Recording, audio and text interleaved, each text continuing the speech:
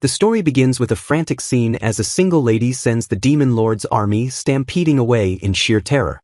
A horde of orcs and monsters flees for their lives, screaming in confusion about the overwhelming power of the woman chasing them. A high-heeled shoe slams onto the ground as a panicked monster urges his comrades to report the emergency to the demon lord immediately.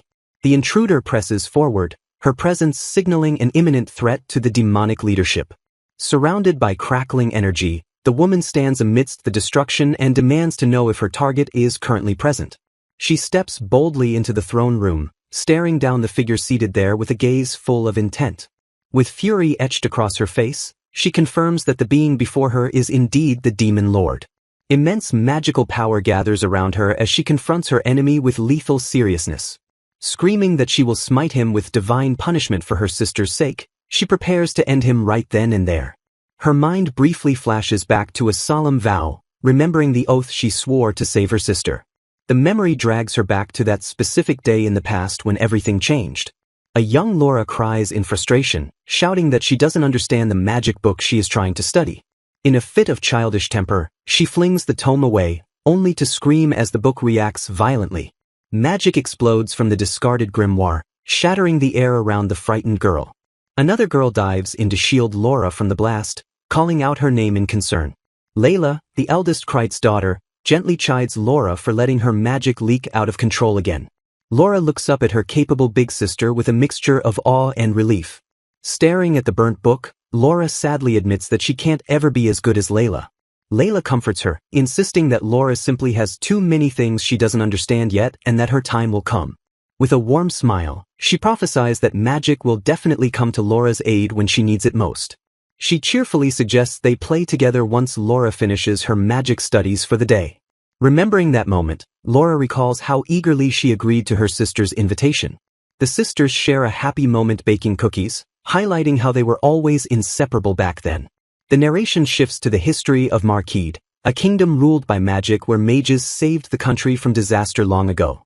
An image depicts a lone mage standing watch over the land, symbolizing the protective power of magic. In a nation that still fights an endless battle against monsters, mages are considered a priceless asset. Legends speak of a special saintess, who brings miracles and blessings to the people. The country's highest-ranking mages waited eagerly for the day this prophesied savior would finally be born. The anticipated moment finally arrives within the sacred walls of the church. Layla receives a divine revelation from God, officially becoming the awakened saintess. Count Kreitz weeps with pride, praising Layla for meeting expectations as she humbly thanks her father. The scene reveals the Infinite Labyrinth, a vast underground complex used by the Kreitz family for training. This deadly chamber is described as being filled to the brim with dangerous monsters and traps. The panoramic view of the labyrinth continues, showing a desolate landscape teeming with threats. Even among the most skilled mages, only a select few have ever managed to reach the labyrinth's 50th floor. Yet Layla conquered the 150th floor at the tender age of 16, leaving no doubt that she was the strongest mage in history. Accepting her role, she acknowledged her duty not just as a Kreitz family mage, but as the saintess destined to diligently protect her country. The official nodded in approval, certain that His Majesty would be most pleased with her dedication. Layla walked through the halls with a gentle smile until footsteps approached rapidly from behind. Her younger sister Laura tackled her in a tight embrace, beaming with joy as she shouted her congratulations. While Laura rubbed her cheek against her sister's chest in pure delight, their father scolded her for being too excited. Laura playfully retorted that she couldn't resist because her sister simply looked too divine and beautiful. Layla smiled gently, assuring Laura that with continued training, she would surely become a saintess one day as well. Flustered by the compliment, Laura stammered that she could never begin to compare to her incredible sister. Her protest was cut short as Layla suddenly silenced her with a finger to her lips. Looking deep into her eyes, Layla whispered that Laura possessed even more potential than she did. She vowed to always stay by Laura's side and pave the way for her future success. Laura stood frozen in a daze, her face flushing red as she processed her sister's overwhelming words. But peace was fleeting, for the Demon Lord's forces soon began their invasion with legions of terrifying monsters. The sheer scale of the monstrous army threatened to swallow the kingdom whole. Brave knights clashed with the beasts, struggling to hold the line against the overwhelming tide. With the Demon Lord at the vanguard, the kingdom faced its darkest hour. As the one who received God's revelation, the Saintess became the vital key to the kingdom's defense. Layla erected a massive barrier around the entire kingdom, using her warding magic to repel the monsters. Thus Saintess Layla brought lasting peace to the kingdom of Marquide, causing the soldiers to cheer in victory. In the peaceful days that followed, the sisters enjoyed the tranquility they had fought so hard to secure. Flowers bloomed vibrantly, symbolizing the prosperity returned to the land. But the serene atmosphere was broken when Laura looked at her sister with a sudden, sinking feeling. Finding Layla preparing to leave, Laura asked with a trembling voice if she was heading out for battle again. Layla confirmed her fears, explaining that the enemy army had established a base and the current barriers were insufficient. Laura stood rooted to the spot, her heart heavy with the realization of their separation. Layla turned with a reassuring smile, telling her not to worry even though they couldn't stay together like before. Tears welled in Laura's eyes as she struggled to accept the dangerous reality her sister was walking into. Layla reached for the pendant around her neck, her expression softening with love. She called out Laura's name gently, drawing her sister's attention to the object in her hand. Asking Laura to turn around, she thanked her for the flowers to lighten the mood. With practiced grace, Layla unclasped the necklace she had worn for so long. She draped the delicate chain around Laura's neck, fastening it securely. Laura gasped in shock as Layla announced she was entrusting her with the precious item. Laura recognized it immediately as the necklace of holy light, the gift their father had given Layla when she became the Saintess. Confused and overwhelmed, she asked why Layla would give her something so incredibly precious. Layla explained she was just letting her hold onto the family heirloom, which was said to bring about miracles, until she returned. She asked Laura to cherish it, vowing to fulfill her duty and return to protect her beloved sister. Gripping the necklace tightly, Laura shouted that she would guard it with her life. Left alone in the room, Laura clutched the necklace as the door closed between them. She looked down at the heirloom with a bittersweet smile, whispering a soft laugh as the wheel of fate began to turn. The narrator reveals a grim fate, stating that her sister was never destined to return again. A bustling city scene unfolds under the sky as shouts of big news echo through the streets. Newspaper boys scramble through the crowds, desperately shoving papers into hands while yelling for everyone to read all about it. The headline boldly proclaims that eternal peace has finally been achieved and the monsters are gone for good thanks to Saintess Layla. Townspeople gossip in the tavern, praising the Saintess for performing miracles over the last 6 months to banish the monsters forever. Laura clenches her jaw, sweat beading on her face as she processes the shocking information about her sister. She bursts into the room demanding answers from her father, shouting to know the meaning of this sudden proclamation. Her father recoils in surprise, asking what has gotten into her while she questions her own outburst. Laura screams at him, demanding to know why her sister hasn't returned if the monsters are already gone. Her father tries to calm her down, admitting he doesn't understand either since he only received reports that Layla is doing fine. Laura stands frozen in disbelief, unable to process his vague and unsatisfactory explanation. Her father suggests that as Layla's fiancé, Prince Sait might know something, revealing the news came from him.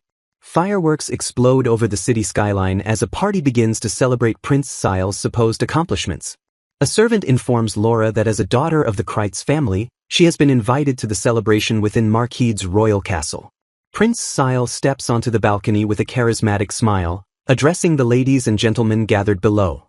He announces that thanks to Saintess Layla's use of the new warding magic he discovered, monsters will never step foot in the kingdom again. The crowd listens with bated breath as Sait declares that their safety is now completely assured and the days of fearing the Demon Lord's army are over. The people erupt into cheers of glory for both the Saintess and Prince Sait, while Laura watches with a dark expression. Narrator Laura notes that while Sait is the crown prince, he is also a renowned researcher who supposedly found this new warding magic. Laura glares intensely at the prince, her mind racing with a feeling of deep unease and suspicion. Inside Sait's office, the prince stands watching the fireworks when he notices Laura arriving, commenting on how good it is of her to come. Sait swirls his wineglass and remarks that she is making quite the long face, while Laura acknowledges him with cold formality. She thanks him for the invitation but immediately cuts to the chase, stating there is something she must speak with him about. Sait leans back with a knowing look, presuming that her inquiry is about Layla. Laura presses him urgently, demanding to know if he knows something about her sister's fate. Sait smiles smugly at his reflection in the wineglass, agreeing that he supposes he can tell her the truth. A dark shadow falls over his face as he reveals his sinister intentions, reminding her that she will be his future wife after all. He explains that the kingdom continues to borrow the goddess's power, using all of it to uphold the warding magic currently in place. Laura interrupts his explanation, frantically asking if her sister is well and demanding to know where she is. Sait closes his eyes with a blissful, twisted expression, savoring the moment before revealing the horrific truth. He reveals an image of Layla encased in crystal, explaining that she is using her own body as a medium. The crystal prison holds her fast, allowing the kingdom to harness the raw power of the goddess through her form. He names the spell the Evil Cleansing Barrier, which is a technique designed to shield the land indefinitely. Sait details how the user transforms from life form into matter to create an impenetrable barrier that will exist for nearly an eternity. He praises Layla for becoming the cornerstone of their protection and conveniently canceling her engagement to him in the process. Laura stares in horror, struggling to comprehend his words as she asks if her sister really did this by her own will. Sait throws up his hands in mock admiration, claiming he could never make such a noble decision and attributing it to her sense of duty. Laura vehemently denies his claim, shouting that such a thing cannot possibly be true. A memory flashes through her mind of Layla asking her to cherish something until she returns, proving she intended to come back. Laura screams that she knows her sister believed their everyday life would continue forever and intended to return home. Tears stream down her face as she insists that Layla would never forsake their future together. Sait reveals a grotesque spider tattoo on his tongue, scoffing that sacrificing Layla is a small price to pay. He dismissively suggests that Layla might be freed once the demon lord is defeated, ensuring the country is safe for eternity. He grabs Laura by the chin, looking down on her and asking if the details really matter in the grand scheme. Sait pulls her close, telling her she is beautiful and will be happier becoming his bride in Layla's place. He realizes the engagement hasn't been officially announced yet and explains that is why he called her here. He insults Layla's thin body and looks forward to Laura giving birth to plenty of strong children once he makes her his bride. Sait leers at her, stating he is not opposed to showing her the joys of being a woman. He condescendingly tells her to quit being a shoddy mage and live happily with him for Layla's sake. Sait admits he was initially unsure about marrying a plain girl like Layla, concluding that this outcome is the best job he could hope for. He tells Laura to be glad that she is now the crown prince's bride thanks to her dear sister's sacrifice. The narrator foreshadows that there are many things Laura does not yet understand, hinting at a time when she will need that knowledge most. Two young girls embrace in a fond memory as a voice assures them that magic will definitely come to their aid. The narration questions a specific time when that promised magic was desperately needed by the sister. A beaming Layla reveals that she only wanted to protect the one person most important to her. The memory culminates in a heartfelt declaration of love addressed directly to Laura. Reality shatters the memory as a dark object falls and a command demands an apology. Prince Sait licks something with a smug expression, letting out a dismissive hum. Laura coldly states that she finally understands the situation regarding Layla. She decides that now is the time to act, daring the prince to insult her sister again. In a flash of blinding speed, a fist flies forward with bone-crushing intensity towards its target. The impact connects violently with Prince Sail's face, sending him reeling back with a loud crash. Shockwaves ripple through the room as Laura declares she will never forgive the words he just spoke. She proclaims that just as her sister Layla loved Kreitz, she will not allow him to insult her either. Her rage boils over as she prepares to deliver the final reason for her outburst. Laura screams that above all else, she has always hated his filthy guts. Unleashing her magic, she declares this act to be divine punishment upon him. The guards scramble in panic, shouting for Prince Sait while trying to comprehend the assault. Confusion spreads among the onlookers as they question the identity of this terrifying woman. Laura stands amidst the chaos, her expression hidden in shadow but radiating intense malice. Witnesses recoil in horror, describing her furious presence as being just like a demon. Laura looms over the fallen prince, walking through the destruction she caused with cold determination. Prince Sait screams in agony, a cursed seal visible on his tongue as he writhes on the floor. Recovering his wits, he stammers an order for the guards to arrest the woman immediately. Armed guards swarm forward to subdue Laura, their weapons drawn to execute the prince's command. Tears stream down Laura's face as she struggles against them, screaming for them to give her sister back. She curses the filthy bastard and demands the return of Layla with every ounce of her strength. Suddenly, massive stalactites plummet from above, crashing down to crush her. Laura gasps in pain as she is struck by the debris and falls into the depths below. She awakens groggily in a dark place, confused about her location after the fall. Realizing she is shackled, she finds that handcuffs are sealing her magic and draining her strength. Panic sets in as she scans her surroundings and realizes the terrifying nature of her prison. She identifies the location as the Infinite Labyrinth, a place of no escape. A massive dragon crashes through the cavern walls, adding immediate danger to her imprisonment. Cramped and surrounded by darkness, Laura wonders in despair if this is where she will die. A vision of Layla's spirit appears before her, calling out her name in the gloom. The memory of Layla's bright smile flashes through her mind, reigniting her resolve. Laura grits her teeth and decides she absolutely cannot let her life end in this place. She recalls the crucial information that Layla will be freed once the Demon Lord is defeated. Clinging to those words, she realizes that there is still hope for her sister's salvation. A surge of power erupts from her, shattering the darkness as her determination manifests physically. She vows that no matter how much darkness surrounds her, she will not falter. The monsters in the labyrinth sense a sudden, terrifying shift in power. Heavy footsteps echo through the cavern as something powerful approaches the terrified creatures. Raw energy crackles around her, signaling the breaking of her limits. Laura declares that her flames of rage will never be extinguished by this dungeon. Goblins cower in fear as they witness the birth of a vengeance-fueled warrior. She stands amidst a blazing inferno, transforming the labyrinth into her own domain of fire. Swearing to never forgive the man who trapped Layla, she pledges to defeat the Demon Lord to save her. The narration describes this as the tale of a countess who became a vengeful demon for her sister's sake. Known as the Demon of Revenge, she swears to burn both demons and gods to ash with her black flames. The story introduces Laura, the Princess of Revenge, ready to exact her toll. Recalling the terrifying reality of her situation, she realizes she has been cast into the depths of the Infinite Labyrinth. The act of punching Crown Prince Sait branded her a criminal, sealing her fate in this dungeon. She remembers that defeating the Demon Lord is the only way to liberate her sister Layla from an eternity of suffering. Steeling her resolve, she plants her feet firmly on the dungeon floor, ready to move forward. With eyes burning with determination, she swears to defeat the Demon Lord with her own hands. She recalls that the Demon Lord's location is a top-level military secret known only to a select few, including Prince Sait. Realizing she needs a plan, she focuses on the first crucial step to locating her target. A sudden memory sparks within her mind, unlocking a vital clue from her past. She recalls a story her sister once told her about the secrets hidden within this very labyrinth. Rumors speak of the labyrinth's bottommost floor, a destination she decides is worth risking everything to reach. Legend claims that a hidden treasure capable of granting any wish awaits those who reach the depths.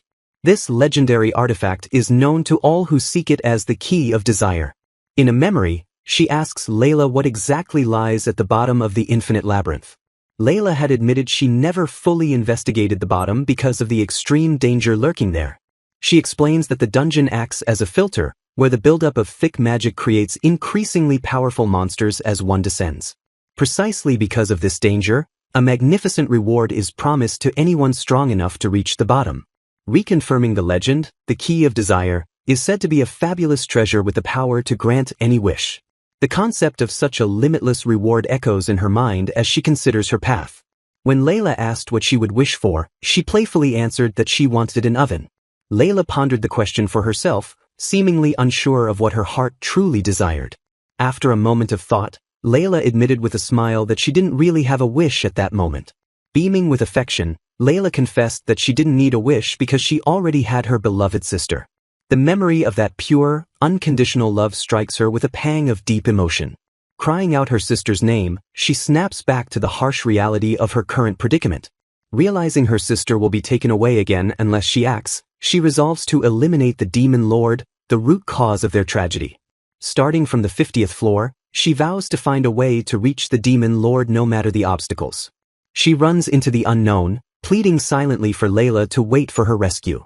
Meanwhile, Prince Sait curses furiously, clutching his injured face where she had struck him. His knights report that they bound Laura with magic shackles and threw her onto the 50th floor, ensuring she would fall prey to the monsters.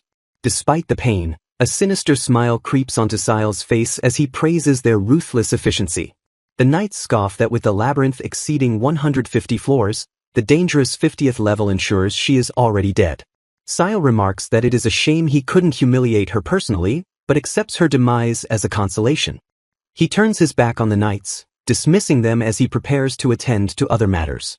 Leaving the hallway, the prince steps into a dark, foreboding chamber concealed from the rest of the castle. He strides forward with arrogance, ignoring the throbbing pain in his cheek as he approaches his prize.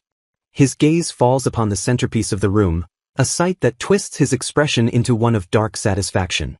Staring at Layla trapped within a magical crystal, he declares that he has more important matters to attend to than the knight's reports. He asks his researchers if the barrier is stable, and they confirm there are no problems whatsoever. Silencing their chatter, he points to his injured face and demands a solution for the damage inflicted by Laura. He sneers that a mere fraction of Layla's magic should be sufficient to repair his visage. He reaches out, tapping into the contained power to draw out the energy he desires. A surge of stolen magic illuminates the room as he channels the energy into his own body. Invoking the power of divine magic, he commands the stolen energy to heal the wounds on his face. The spell activates with a flash of light, knitting his flesh back together in an instant. The observers gasp in awe as the injury vanishes completely, leaving no trace of the assault. Inspecting himself with vanity, he hums with delight at his restored perfection. He sighs with performative relief, his arrogance fully returned now that the blemish is gone. Marveling at the potency of the power he holds captive, he muses on the incredible nature of the saintess's magic. With a grotesque expression of greed, he licks his lips and declares that her power is so very useful to him. His researchers watch in terrified silence, witnessing the depths of their master's depravity. A sinister figure declares that with Layla's barrier magic, their country is invincible and could surpass the demon lord. The villain laughs maniacally, proclaiming that the entire world will soon fall under their absolute dominion. Laura unleashes her crystal slicer attack to cut a path through the obstacles blocking her way. She exhales sharply, taking a brief moment to recover her breath after the exertion of the attack. Looking around, she realizes she has finally reached the 150th floor, a significant milestone in the dungeon. Her mind drifts back to the past, remembering when Layla was the exact same age she is now. It was at that age that Layla made history by delving into the 150th floor, the deepest point any mage had reached. In her memory, Layla praises her progress but ominously warns her about the dangers that lie beyond this point. Young Laura looks down hesitantly, admitting to her sister that she lacks the confidence to perform well. Layla explains that the Kreitz family mages are renowned for their unique ability to focus magic into a single point. She lectures that this converged magic is a lethal weapon in its own right, capable of immense destruction. Back in the present, Laura focuses her energy intensely, compressing her magic into a single, microscopic point. She recalls Layla setting a training goal for her to land just one solid hit during their sparring sessions. Layla stands ready with a stick, challenging Laura to bypass her defenses and strike her. Laura whispers her obedience, her eyes burning with determination to meet her sister's challenge. Resolving to free Layla, she vows to descend to any depth, even if the labyrinth surpasses 200 floors. A monstrous entity lunges from the darkness, roaring as it attempts to halt her descent. Laura warns the creature to prepare itself as she readies her counterattack against the beast. She unleashes the infinite labyrinth technique, her blade moving in a blur of deadly strikes. The monster is sliced apart in an instant, its eye widening in shock as it falls. A flashback overlays the battle, showing Layla easily blocking Laura's attacks during their training. Laura remembers crying in frustration while Layla laughed gently, encouraging her to keep trying. Another monster attempts to ambush her, roaring as it closes in for the kill. The memory of her training overlaps with the present, fueling her strikes against the dungeon's horrors. She recalls Layla watching over her with a warm smile while she slept exhausted over her books. The pain of past failures and broken weapons only serves to strengthen her current resolve. She holds onto the memory of their happy conversations, using the bond they shared as fuel. Screaming that she will save her sister, Laura accelerates past the 150th floors, counting them down. She obliterates a massive dragon-like creature, letting nothing slow her frantic descent. A gentle memory of Layla brewing tea surfaces amidst the violence of the dungeon. She fondly recalls Layla's specialty blended tea, which was made by casting a spell on local herbs. The floor counter continues to tick upward as she plunges deeper into the abyss. Debris and dust fly everywhere as she crashes through the dungeon structure with reckless abandon. A brief image of a solitary figure suggests the loneliness of the depths she is traversing. The memories of training continue to flash before her eyes, merging with the reality of her fight. Laura uses her teeth to tighten her gear, ignoring her injuries as she prepares for the next level. She enters a massive, cavernous area, the scale of the dungeon expanding as she goes deeper. Sweat runs down her determined face as she repeats her mantra that she will save her sister. Her resolve hardens into an unbreakable vow, pushing her body beyond its physical limits. The internal scream grows louder, drowning out fear and exhaustion as she descends. She shouts her promise into the darkness, her voice echoing through the endless corridors. Breaking past the 200th floor, she continues her rampage, fueled by pure desperation. The floor numbers blur as her speed increases, her descent becoming a blur of motion. She shatters through obstacles and enemies alike, acting as an unstoppable force of nature. Reaching the 240th floor, she enters depths that no human was ever meant to see. A solemn promise binds her soul to this mission, driving her forward despite the pain. She roars her final vow to save her sister, channeling all her love and rage into the descent. Suddenly, her expression shifts from rage to shock as she sees something unexpected. Panting heavily, her eyes widen in disbelief at the realization of what she has achieved. A vivid memory surfaces of the moment she finally managed to land a single hit on Layla. Overwhelmed by the memory and the present reality, she struggles to find her voice. The joy of that past triumph floods her heart, contrasting with her current exhaustion. In the memory, she celebrates her success, beaming with pride at finally impressing her sister. Pure, innocent happiness radiates from her younger self, a reminder of what she fights for. Layla's gentle smile in response to her sister's growth remains the most precious treasure. The memory of Layla saying her name with such warmth cuts through the darkness. Back in the present, the physical toll of the journey is evident on her battered neck and back. She stands before the 300th floor marker, imagining her sister telling her how proud she is. Laura reaffirms that she will never give up until she saves Layla, thanking her for the strength. She senses a strange presence and wonders what kind of hidden treasure awaits at the bottom. A solitary treasure chest sits in the middle of the floor, marked with a mysterious symbol.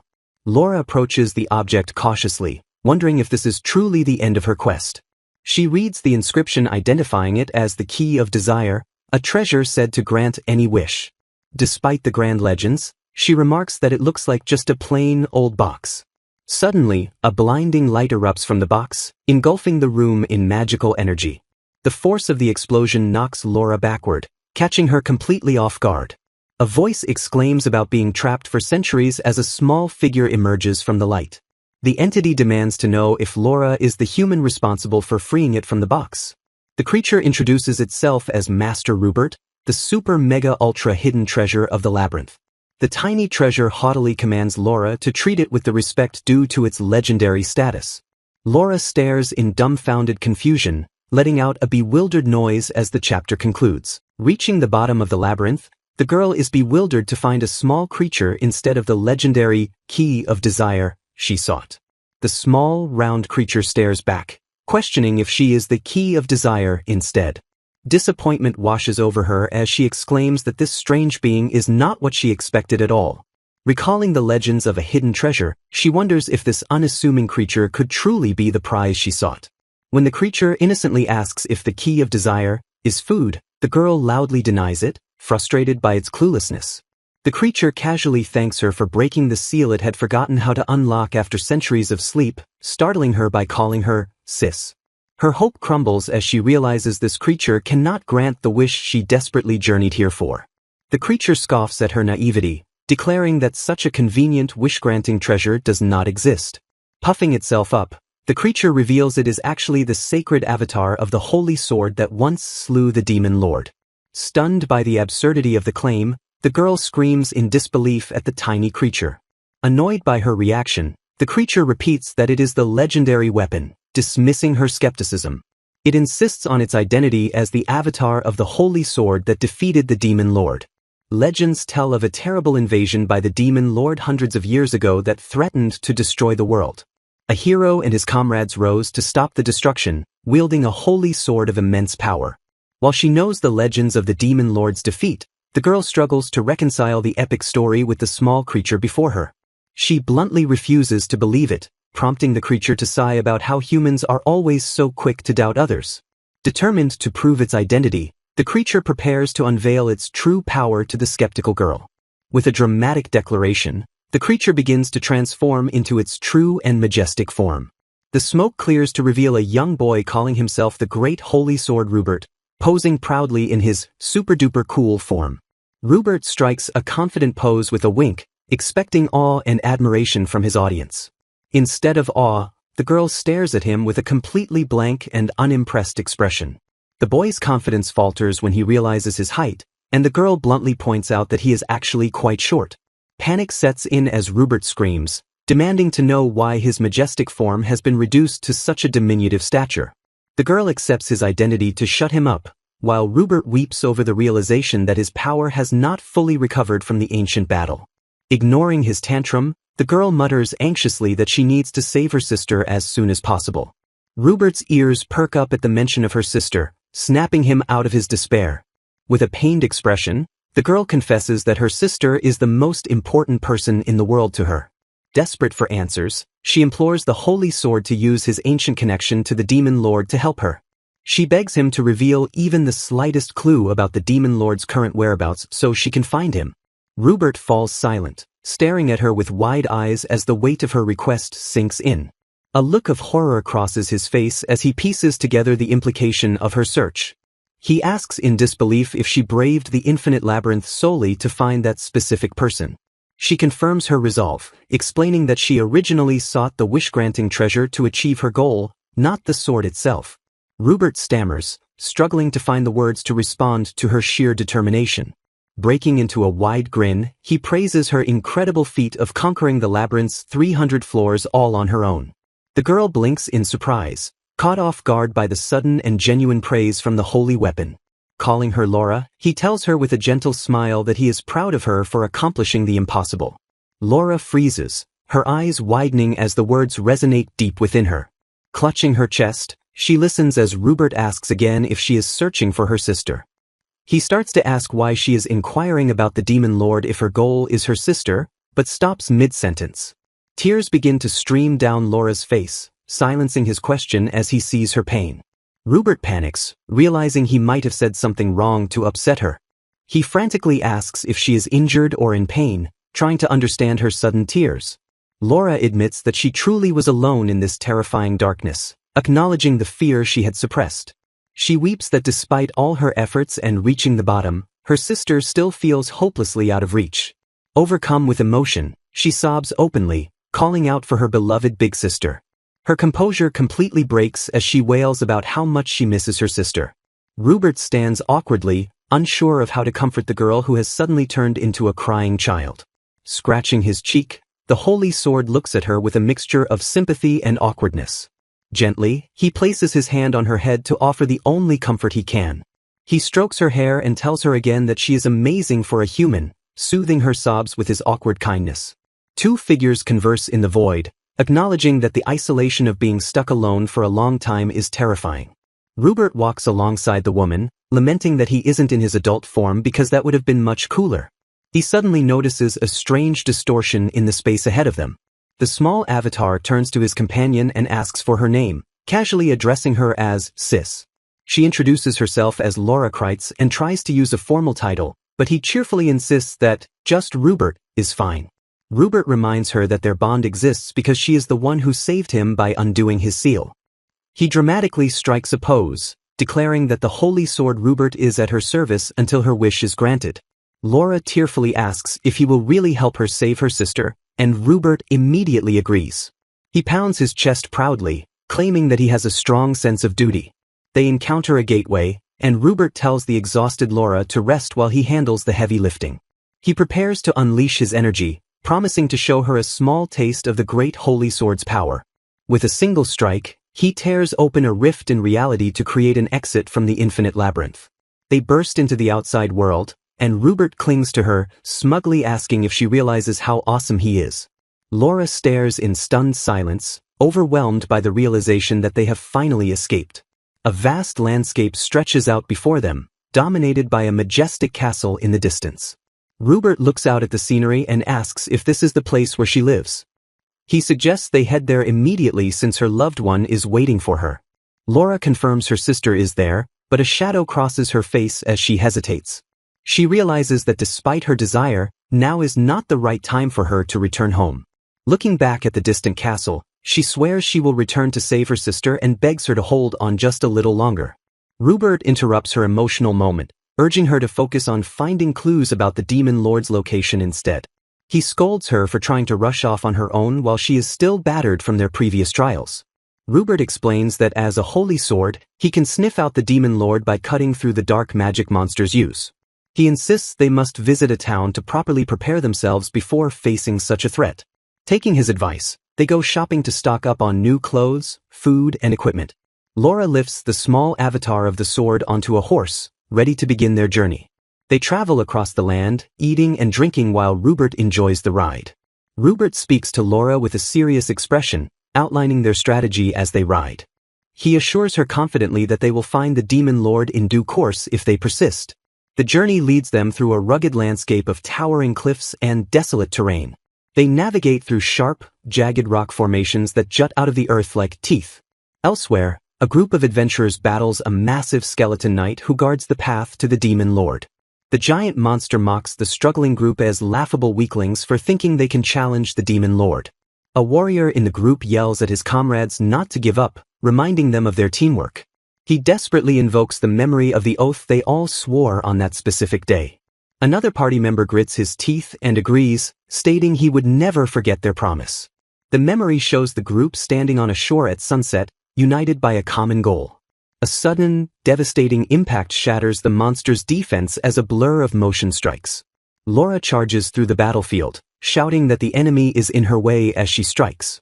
The original adventurers stare in shock and terror as she blitzes past them.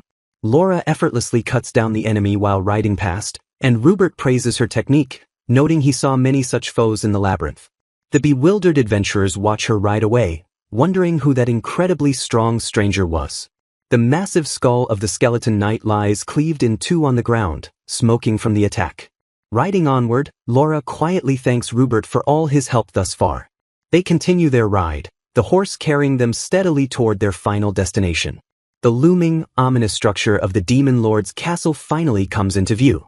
Laura confirms she has been resolved to defeat this enemy for a long time, and Rupert asks if she is ready for the end. Narrations of the past describe the dreadful army of the Demon Lord as an overwhelming force that swept away human lives like garbage, decimating all but a few of the warriors who once dared to storm the castle gates. The veteran soldiers who miraculously managed to return from that carnage alive all repeated the exact same ominous words to those who would listen. They proclaimed that the reality awaiting anyone foolish enough to breach the interior was an experience of pure hell. In the present, a ferocious warrior roars for the enemies to get out of her way as she cleaves through the opposition with unstoppable momentum. Her companion looks on in awe, overwhelmed by the sheer magnitude of the strength she displays in combat. Rupert wonders internally where his sister manages to draw such incredible power from as he watches her fight. He observes that her intensity does not seem to stem from simple anger, hinting at a deeper source of motivation.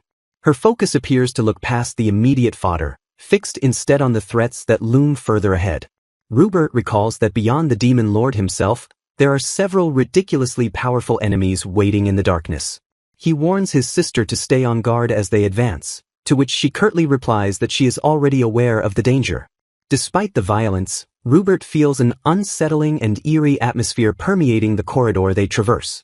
An elderly, elegant figure emerges, commenting on the quiet surroundings while noting the piercing bloodlust that saturates the air. The mysterious gentleman casually wonders aloud if they have a visitor, breaking the tension with a polite demeanor. He addresses the intruders directly, suggesting that their recklessness is doing them no favors in this hostile environment. Rupert is startled by the sudden appearance and demands to know the identity of the man dropping in on them. The stranger lands gracefully and adjusts his attire with a respectful bow, maintaining his composure before the intruders. He introduces himself as one of the aides currently in service to His Majesty the Demon Lord. Without breaking his polite facade, the aide unleashes a sudden, devastating attack that forces the intruders to react instantly. Rupert barely manages to block the strike, gritting his teeth under the immense pressure of the surprise assault. The attacker praises them for avoiding the blow and introduces himself formally as Rodcliffe, an elite of the Demon Lord's army. Rodcliffe compliments their strength for reacting in time, while Rupert instinctively steps in to protect his sister, identifying the threat. Rupert is shaken by the realization that he could not see the attack coming at all, underscoring the enemy's speed. He orders Sister Laura to go on ahead without him, turning his attention to the elderly elite he calls Gramps. Rupert declares with a confident grin that he will catch up to her as soon as he beats this opponent to a pulp. He reminds her that taking down the Demon Lord is the key to achieving her goal of seeing her sister, urging her forward.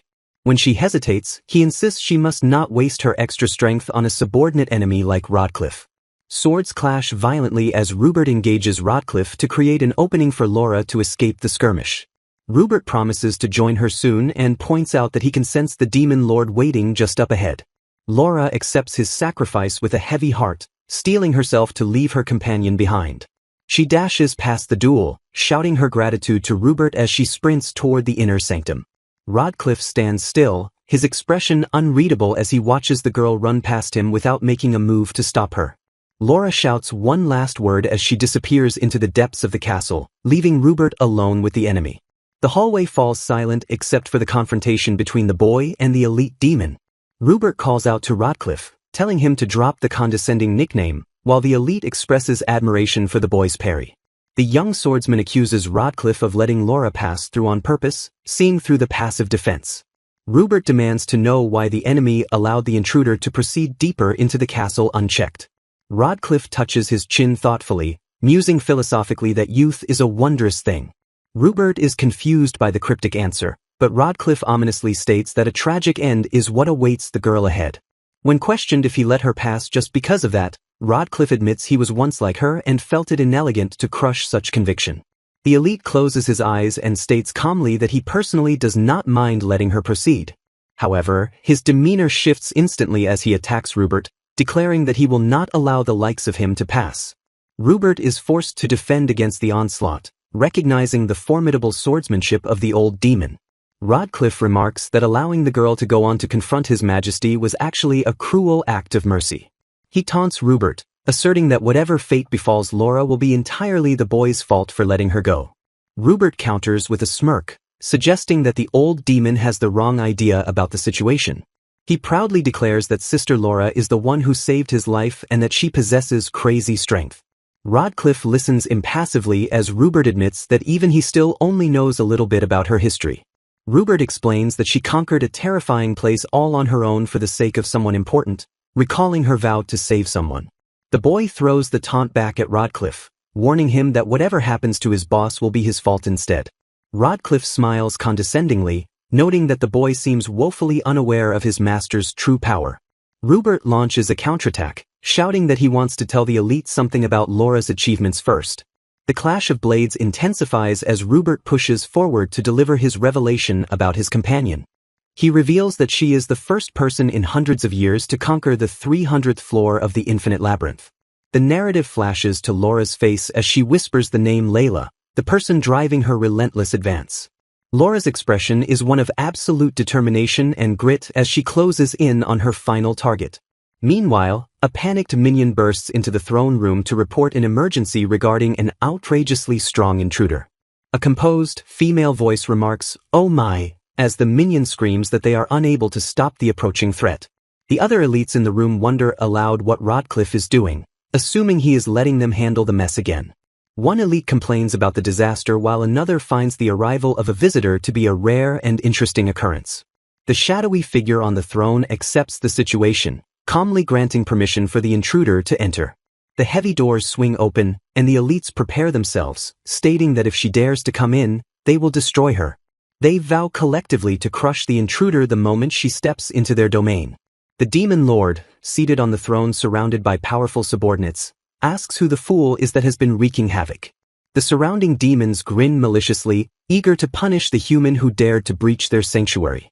A powerful, long-haired demon glares down imperiously, asking the girl who she thinks she is to stand before them. Laura stands defiant, breathless but resolute, confirming that the figure before her is indeed the demon lord. Bursting into the throne room with divine fury, a female warrior declares she will deliver punishment upon the demon lord for the sake of her sister. The demon lord's elite generals scoff at the intrusion, questioning her bold claim of divine retribution. From his throne, the demon lord raises a hand to silence his subordinates, finding the situation interesting enough to handle personally. Obeying his command instantly, the demons bow in submission and agree to stand down. The warrior notices with suspicion that her target seems entirely too relaxed despite the threat to his life. The demon lord watches her with an impassive, almost bored expression, showing no sign of fear. Tension fills the air as the warrior prepares her weapon for a decisive strike against her nemesis. She charges forward with her sword drawn, demanding he stand and fight instead of sitting idly. Frustrated by his lack of movement, she taunts him by asking if he is unable to move until his enemy gives permission. The demon lord remains seated, inviting her to attack freely as a reward for surviving the journey to his castle. Stealing her resolve with a thought for her sister, she warns the demon lord not to blame her for what comes next. With a solemn vow, she swears to herself that she will defeat the demon lord right here and now. Screaming that she has come to save her sister, she launches her assault with full force. Her blade strikes with tremendous power, sending shockwaves through the hall as the attack lands. Watching from the sidelines, the elite demon Guren grumbles that Lord Artios should have let him crush her, noting how rare it is for the king to fight one-on-one. The intellectual elite race here deduces that the king must have sensed her considerable mana and judged her too strong for his subordinates. Myria takes offense at the suggestion, refusing to believe the elite guard could lose to a mere human. The warrior continues her relentless barrage, moving with blinding speed across the chamber to press her advantage. Observing the fight, Myria admits that the human is admittedly quite cute despite being an enemy. However, she narcissistically adds that she is much hotter and questions Lord Artios's taste in opponents. Losing his patience, Guren decides to intervene, shouting that there is no need for his lord to fight a lowly human. Ignoring Myria's warning that it is dangerous to interfere, the hot-headed demon charges into the fray. As Guren attempts to strike, he is suddenly yanked back by an unseen force before he can disrupt the duel. A massive explosion of energy erupts, engulfing the area where the interference occurred with devastating force. Smoke billows through the throne room as the demon lord remains perfectly still on his throne, unharmed. The warrior attacks again, but she is shocked to realize her strikes aren't actually connecting with his body. The onlookers gasp at the explosive force of her punches, wondering who this human actually is. Ray's here mocks Guren, pointing out that if he had taken that hit, he would have been obliterated instantly. The small demon Calby chimes in, telling Guren he should be thankful she saved him from the impact. Calby marvels at the human's strength, admitting she had no idea a mortal could be so powerful. Undeterred by her failure to connect, the warrior unleashes another volley of high-speed slash attacks.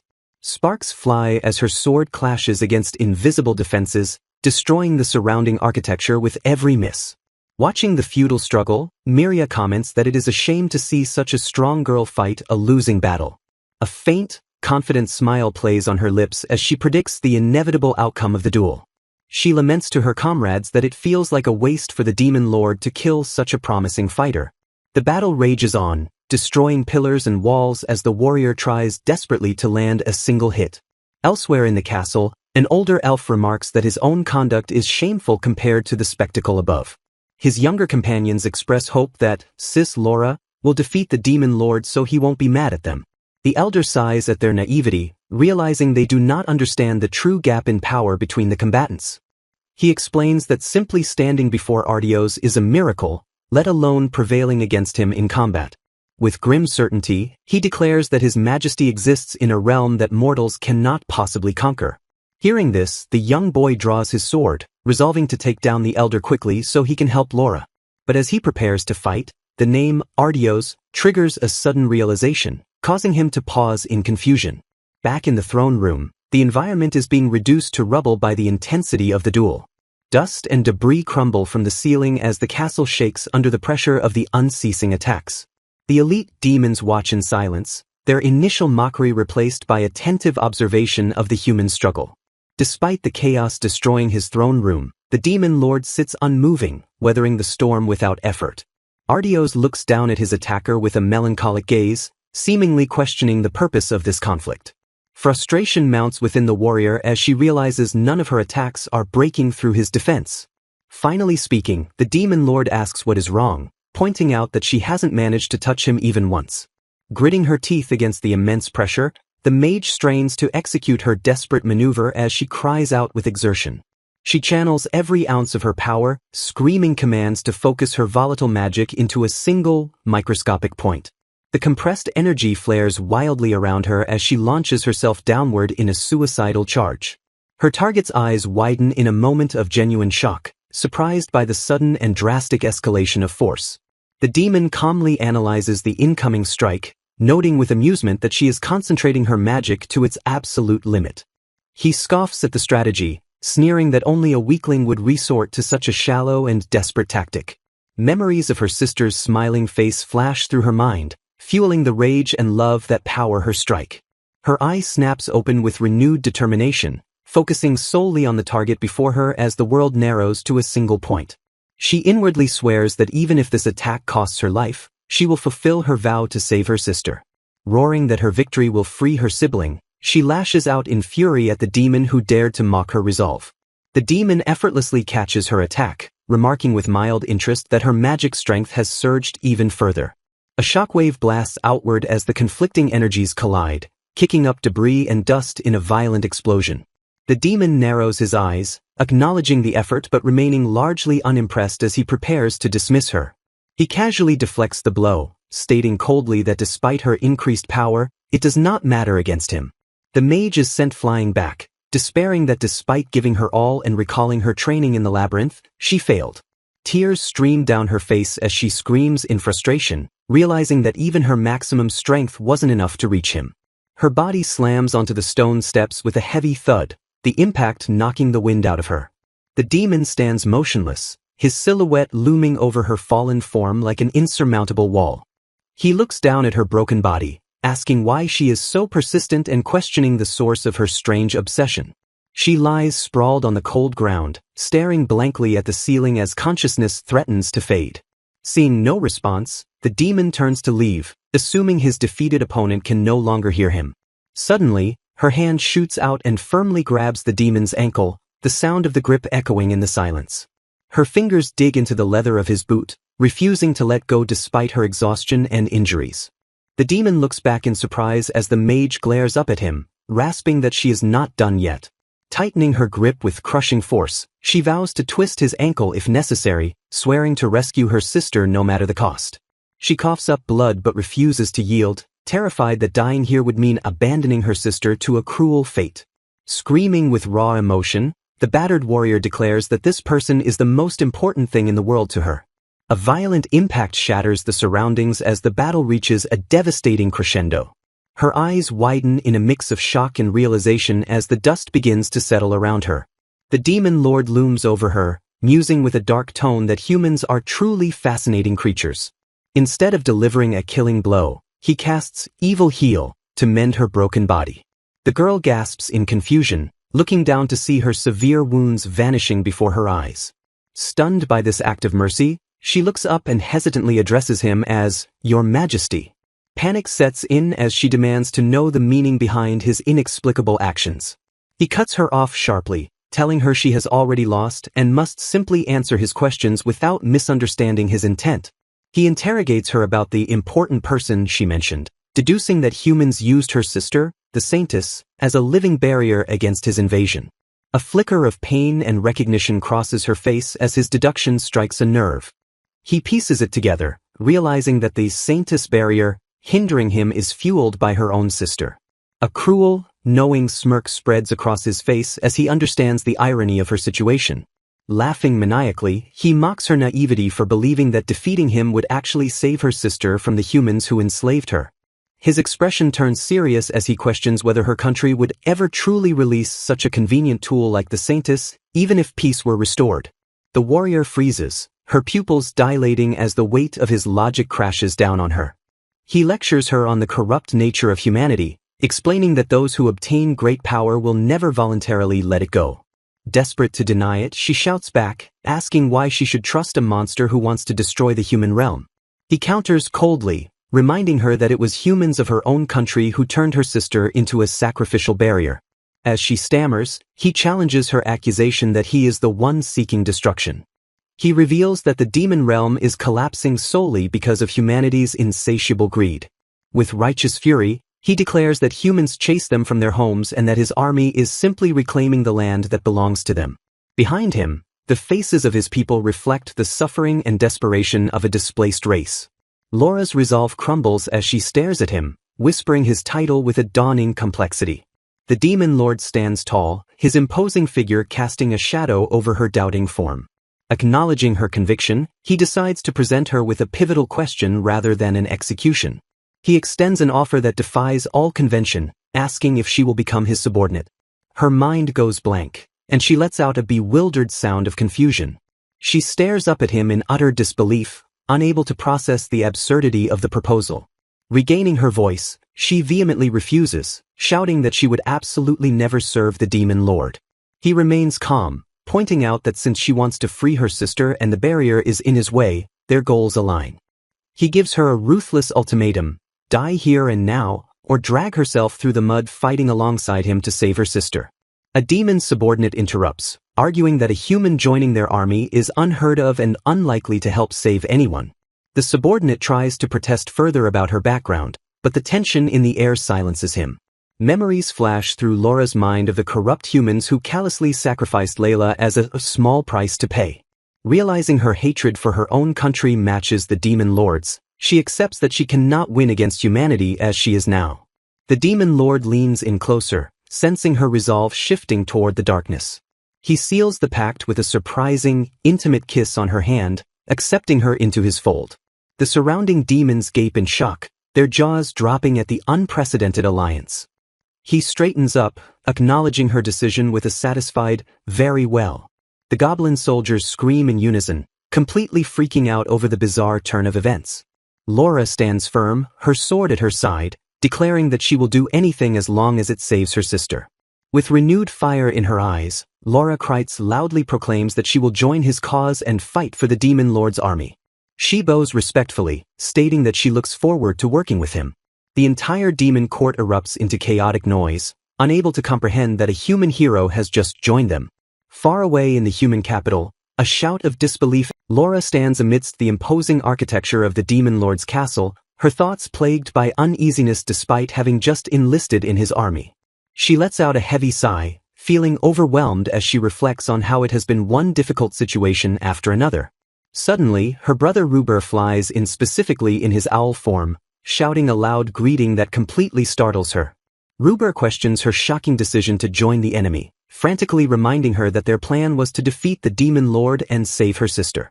Laura admits that was indeed the plan, her expression betraying the deep conflict between her original mission and her current path.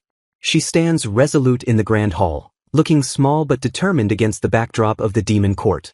The demon lord accepts her enlistment with a calm demeanor, while his generals react with visible shock and confusion. A hot-headed general named Guren protests immediately, shouting that demons should take what they want rather than accept humans. He continues his aggressive tirade, demanding to know what a human woman could possibly offer their powerful army. The demon lord remains silent, his piercing gaze fixed on his subordinates as the tension in the room mounts. One of the other generals realizes the connection, noting that Laura's sister is apparently the famous Saintess. The revelation strikes a chord, bringing to mind the formidable evil cleansing barrier that protects the human realm. Calby explains that the Saintess erected a giant barrier specifically to stop the demons from invading, a fact well known to them. He emphasizes that the barrier is so powerful that not even the demon lord himself can easily break through it. Laura listens intently, her expression hardening as the strategic value of her position becomes clear to everyone present. The narrative focus shifts to the mechanics of the barrier, highlighting its impenetrable nature against demonic entities. Calby laughs as he pieces the puzzle together, realizing that Laura represents the perfect solution to their stalemate. He explains to the slow-witted Guren that to destroy the barrier, they need a human who is unaffected by its anti-demon magic. Laura confirms that her primary motivation is simply to save her sister, regardless of the method required. The demons acknowledge that their goal is to break the barrier, creating a mutual necessity between the two parties.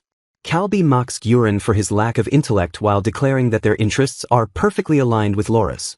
Laura stares in bewilderment, having expected the demons to be far more barbaric than this pragmatic group. She reflects internally that these creatures are quite different from the monsters she had imagined. A familiar voice suddenly calls out to Sis Laura, breaking the tension of the diplomatic moment. Laura turns in surprise to see Rupert, her brother, in the custody of an elderly demon retainer. The retainer holds the owl form Rupert aloft, asking if the boy is okay after their earlier scuffle. Laura panics, realizing that her brother has been captured and brought directly into the heart of the enemy's stronghold. Rupert chirps that he is fine, casually asking about Laura's status while ignoring the gravity of the situation. The retainer claims he won their fight easily, but Rupert stubbornly insists he has never lost a sword fight. The elderly demon wipes his face, maintaining his composure despite the owl's boisterous and contradictory claims. He turns his attention to the demon lord, addressing him with formal reverence and respect. The retainer bows deeply, apologizing for his failure to stop the intruders from breaching the castle walls. He glances back at Laura and the owl, admitting they were stronger than he had anticipated. The demon lord stands silently, his imposing figure casting a long shadow over the gathering. His expression remains obscured by his hair, adding an air of mystery to his reaction regarding the intrusion.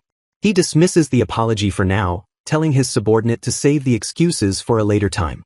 The demon lord orders a room prepared for Laura, officially declaring that she is joining their army starting today. Laura stammers in protest, overwhelmed by the suddenness of the arrangement and the direct command. She gathers her courage to ask what his ultimate goal is after breaking the barrier and destroying the kingdom of Marquades. The demon lord replies that depending on her performance, he might grant her half the territory and guarantee her sister's safety. Laura is stunned by the offer, questioning why he would go to such lengths for a mere human like her. He walks away, stating simply that breaking the barrier is just that important to their cause. A smile creeps across his face as he adds that he eagerly awaits seeing if she is truly capable of the task. The retainer offers to guide Laura to her room, leaving Guren wondering what the demon lord's true goal could be. Guren remains behind, gritting his teeth in frustration at the confusing turn of events. Later on a balcony, Rupert admits to Laura that he couldn't compare to the demon lord's strength, confirming their alliance is necessary. He clarifies that the demon lord he defeated with the hero previously was from a past era, not this current one. Laura listens silently, processing the information about the vast difference in power levels. Rupert adds that he forgot the previous demon lord's name, but remembers his face was much weirder.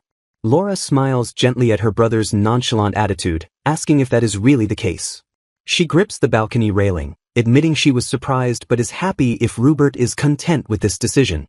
The chapter concludes with Laura calling out her brother's name, a lingering sense of uncertainty in the air. Laura bows her head deeply, apologizing to Rupert for involving him in her plans. She expresses regret for dragging him into her selfish whims, but the creature simply asks what she is apologizing for. With a determined smile, she claims she must seize this chance to save her sister and tells him he is free to leave. Rupert interrupts her self-sacrifice by forcefully headbutting her in the face. Confused by the sudden impact, Laura holds the creature and asks for an explanation. Rupert reaffirms his loyalty, reminding her that he promised to stay by her side until her sister is safe. Touched by his dedication, Laura softly thanks Rupert for his unwavering support. Blushing slightly, she hesitates before adding that there is one more thing she needs.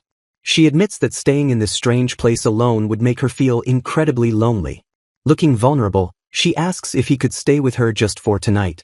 Rupert asks if having him nearby would truly provide the reassurance she needs. Resigned to his duty, he agrees to stay with her for this one night. As Laura falls asleep hugging him tight, Rupert reflects on his strong sense of duty. In her sleep, she silently swears to save Layla no matter the cost. The moon shines high above the clouds, marking the passage of a quiet night. On a balcony, a horned demon remarks on the chill in the night air. His elderly butler stands behind him, commenting that life around him is never boring. The butler questions the true reason behind taking a human subordinate, doubting the claim that their interests simply aligned. He observes that the situation reminded his master of his own past. The horned demon stands silently, his back turned to his servant. The butler recounts the tyranny of the previous era's demon lord, Lorelei. He reminds his master of the tragedy where he lost both his family and comrades. Drawing a parallel, He notes that his master became a demon of revenge just like the young human girl. The demon questions if his servant is implying that he sympathized with her plight.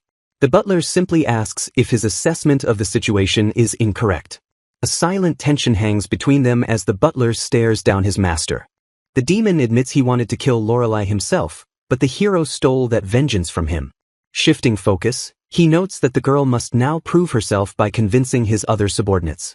Elsewhere, a muscular elf named Guren yells at Laura, refusing to accept her as one of them. Laura counters that the demon lord has already approved her presence, so his complaints are moot. Guren retorts that he cannot be friendly with someone who tried to attack his majesty. He declares that he absolutely cannot forgive the presence of a human in their ranks. Fuming with rage, he screams about how pissed off he is. He threatens to beat her senseless and force her to leave the castle. Unfazed by his aggression, Laura thinks that he really just says whatever comes to his mind. She sighs in exasperation, acknowledging that she understands his position. Crossing her arms, she defiantly states she will not leave and will use any means necessary to stay. Guren smirks, impressed that she has the spunk to talk back to him. He decides to test her resolve immediately. He winds up a punch, telling her to prepare to get her ass kicked. Laura braces herself as Guren launches a powerful attack. A sharp voice commands them to stop immediately. A woman named Miria appears, holding a blade to Guren's neck while reminding him of the army's rules. Guren struggles against the blade, telling Miria to stay out of his business. He argues that while infighting is forbidden, this outsider is a human and doesn't count. Miria smiles chillingly and simply says his name to cut him off. She declares that Laura is one of them because the demon lord's word is absolute. Guren breaks into a cold sweat, realizing he cannot argue against that logic. Watching the terrifying display of authority, Laura thinks that Miria is the scary one. Miria beams a deceptively sweet smile at Guren, asking for his agreement. Guren flails in frustration, admitting he hates it but has no choice but to accept it. Miria sheathes her weapon with a sharp click, satisfied with the outcome. She tells them to settle their differences quickly because there is work to do. She reveals that His Majesty has assigned a mission specifically for Guren and Laura. The command hangs in the air, binding the two reluctant allies together.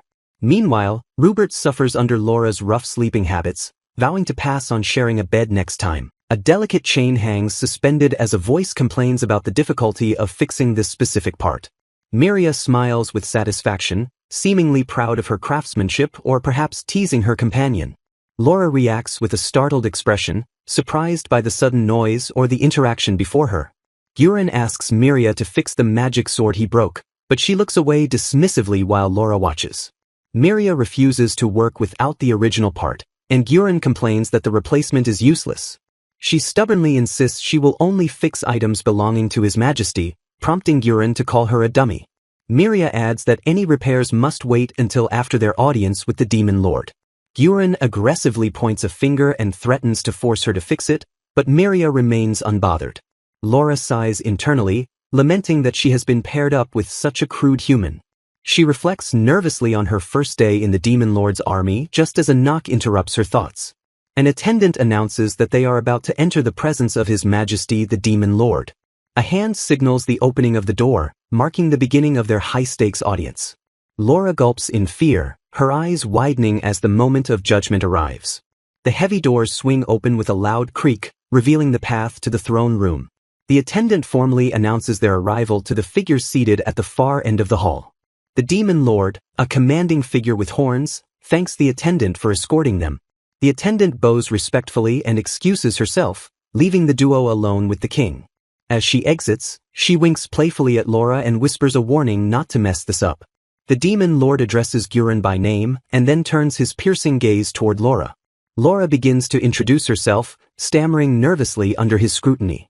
The Demon Lord interrupts her, stating calmly that he has already memorized her name, Laura Kreitz. Laura stands frozen in shock, stunned that the ruler of the realm knows exactly who she is. Regaining her composure, she confirms her identity and politely asks him to address her as Laura.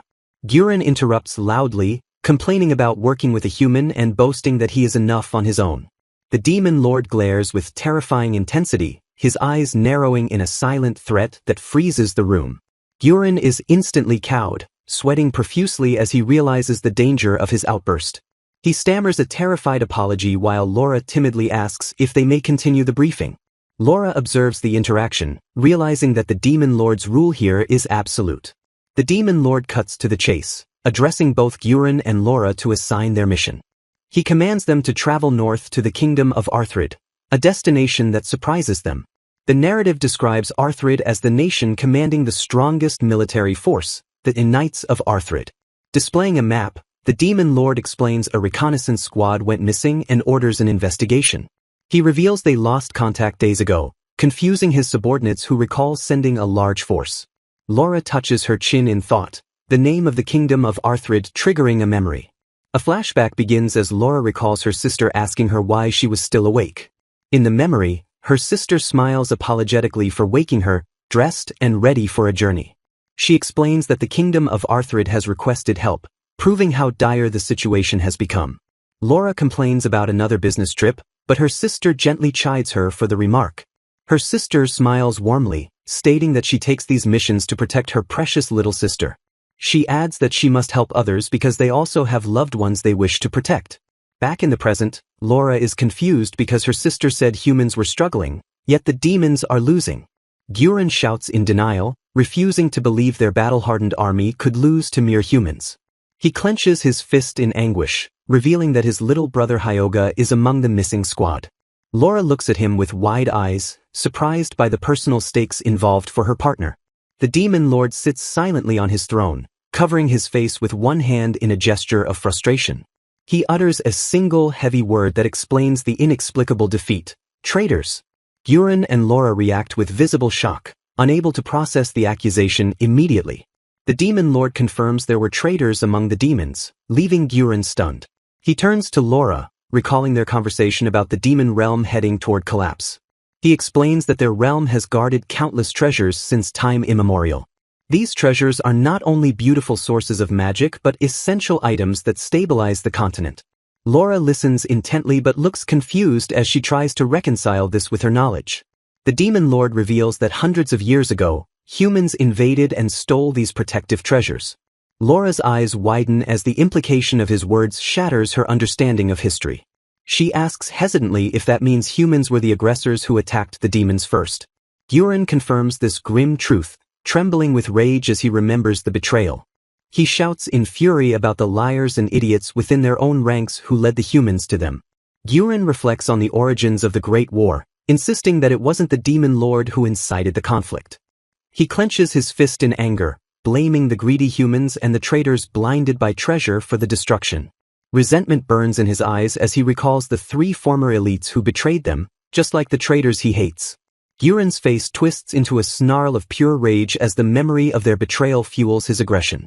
Laura watches him closely, a sudden realization dawning on her regarding the location of their enemies.